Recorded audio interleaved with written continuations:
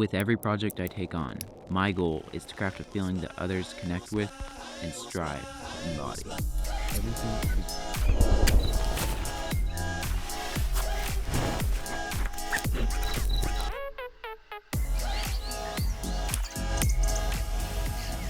I believe pre-production is the most important step of the whole process. It's the foundation of the video. And whether you spend a lot of time on it or not, it will be reflected in the end result. I've winged many projects in the past, and some turned out great, but you're really rolling a die at that point. For me, pre-production involves the pitch deck, the script, the shot list, locations, models and wardrobe, and the budget. Recently, I've also been planning the entire video on the timeline with the shot list, music, and sometimes at this stage, I'll even add sound effects so I can get a better picture of how the video will play out. And occasionally, I'll add markers for the models and locations. This really helps speed up the whole process. In the storyboarding phase, I usually get inspired by locations, music, or stills from other movies or ads. I take bits and pieces from each and combine it with my own style to make a new look. I like to immerse myself in things related to the project, get away from the computer, throw on some music, and just brainstorm. I got this idea from the book Steal Like an Artist, where he talks about having 2 desks or spaces for your digital and analog. My analog space would be at a park or in a coffee shop where I get a lot of my creative ideas. And my digital space is just at the house where I do a lot of editing or computer work.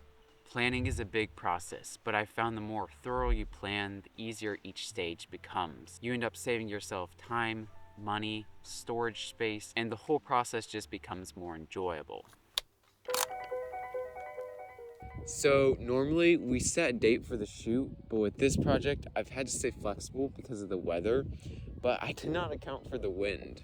My hair's been like all crazy all over the place because I styled it before coming and then it dried because of all the wind, and yeah, I think it worked out though. It's just me on this project, so it's very easy to stay flexible because the more people you work with, the more you have to coordinate. But there are definitely pros and cons to having a big crew or a small one. For example, when shooting solo, you pretty much can go anywhere discreetly and not need a permit. But there are some shots you just can't pull off by yourself and you need a bigger crew for. I feel like one of those news reporters that are sent out to unbearable locations.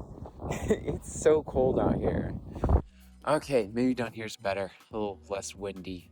So today we have a super simple setup, just one camera, a 35mm lens, a tripod, and drone. I feel like everyone goes through that phase where they think they need every camera and lens on the market to make a good film, but you really can do a lot with just a little. I also didn't want to make things complicated since I'm the director, camera operator, and model on this project. For shooting, I capture the whole shot list, and then if there's any moments that stand out to me, I get those as well. With having a thorough shot list, the whole process becomes way more enjoyable.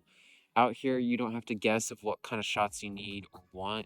By far, the worst feeling is when you get back and you're editing and you wish you would have gotten more shots or slightly different. With a thorough shot list, the chances of that happening goes down greatly. To be clear, I've not worked with Ralph Lauren yet. I just enjoy making spec ads. But this is the exact same process I use when working with other brands. So today, I'm wearing the shoes of a tailor, or should I say, the suit. I'm just getting the final shots of the video where I'm pretending to be a tailor, and I even got a mannequin just for these couple shots, which will probably only be like 2 or 3 seconds in the final video, but I think it's totally worth it.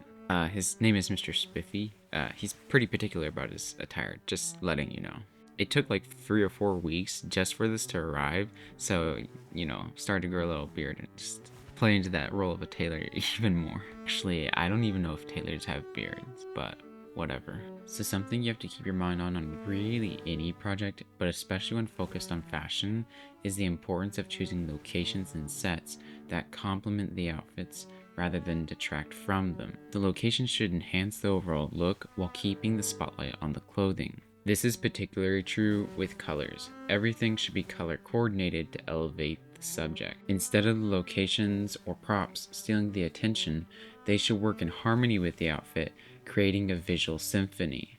I also really believe that trying to get your colors and lighting down in camera and on set is much better than relying on color grading software to relight a shot or to pull out colors that didn't even exist on set. Your image is just going to look 10 times better if you get it right in camera rather than trying to fix it in post. The quality is just not the same.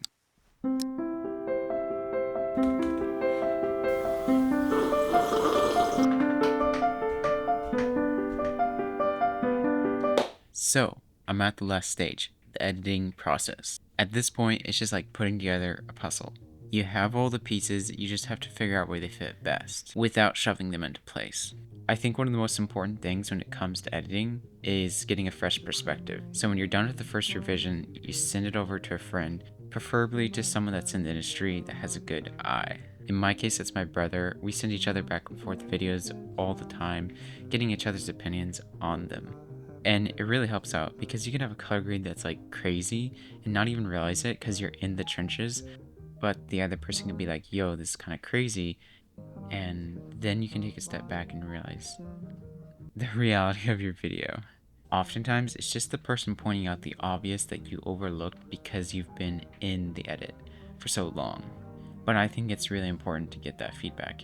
And if you're just starting out, getting another person's feedback on what you could do to improve next time is also a really good trick to get yourself going to the next level very fast. If you take away anything from this video, it's this. Get feedback when you're done editing your videos from a close friend or someone in the industry. My final thoughts on the video is it's alright. It's not my favorite. I definitely should have had more people helping me out, whether it be a model or another person helping with the camera. I think I was wearing too many hats, being the model and camera operator and director, all those things. I think it's too many hats, but at the same time it's a fun challenge. But next time I'm definitely have either a model or someone else operating the camera because there's so many other shots I could get with more people. If I was to do this video over again, I definitely would use more lenses. I thought the 35mm lens would be a great simple lens to use. I thought it'd make it easier because I was shooting and being the model at the same time. There's this one shot right here where everything looks flat, and I definitely should have been using like a 55 or an 85, something like that, and it would have looked a lot better. But because it's a 35, there's not a lot of separation going on and it just looks all flat. So I tried to make more separation in post with windows, but it still doesn't sell the same effect as a different lens would. That shot, and there's a couple others that I definitely should have used a different lens for. So pretty much every project I work on looks like this, whether it's for me or a company. Although if I was doing a video for a company, I'd probably have more revisions. But that's cool. I don't mind revisions. So that's it. If you want to see the video, it's right here. Hope you enjoy it. So last year I got this wall as a gift, and I just recently put film in it. The quintessence. Yeah, it's not of me. I feel like that'd be a little weird. Maybe. If you know what movie I'm talking about, let me know.